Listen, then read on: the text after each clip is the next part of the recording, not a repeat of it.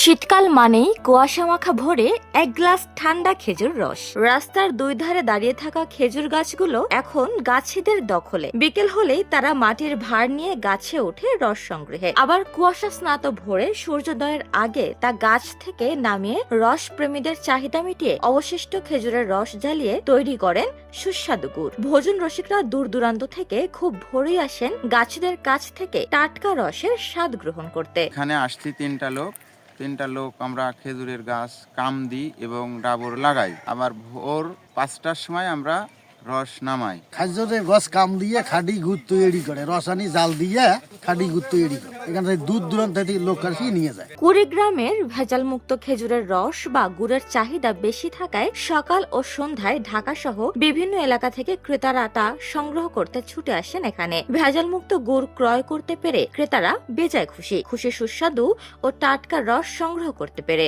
পাটালি গুড় তৈরি করা এখান থেকে নিয়ে যায় মানুষ। বিভিন্ন ধরনের মনে করেন পিঠে পায়েস বিভিন্ন ধরনের তৈরি করে খায়, খুব সুন্দর লাগে। আসছি আমার বাড়ির সাথে সেন শুনি আসলাম গুড় বলি যে যাই একটা গুড় নিয়ে যায়, আমরাও বানে খাই।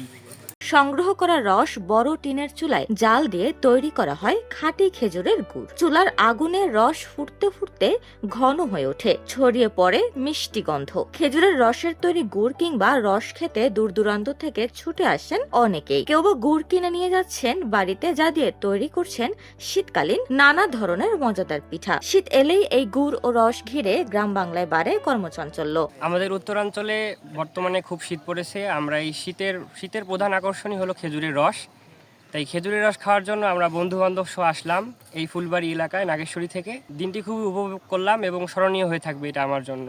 আমাদের এখানে নিজস্ব 70টি গাছ আছে নিজস্ব। এখন চাচারা রাজশাহী থেকে আসে প্রতি বছর গ্রাম বাংলার ঐতিহ্য ধরে রাখার জন্য। চাচারা প্রতি বছর এখানে ভাটি করে আর কি। এই ভাটি থেকে খাঁটি গুড় তৈরি করে।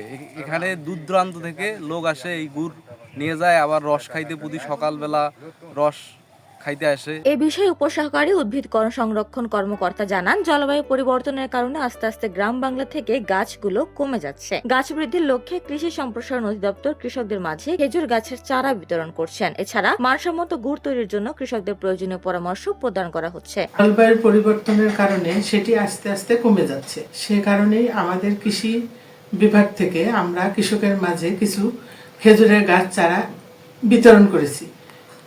বৃদ্ধি এবং সংরক্ষণ করার জন্য আমরা পরামর্শ প্রদান করতেছি এবং সেটি অব্যাহত থাকবে। উপমা রায়, সোনালী নিউজ।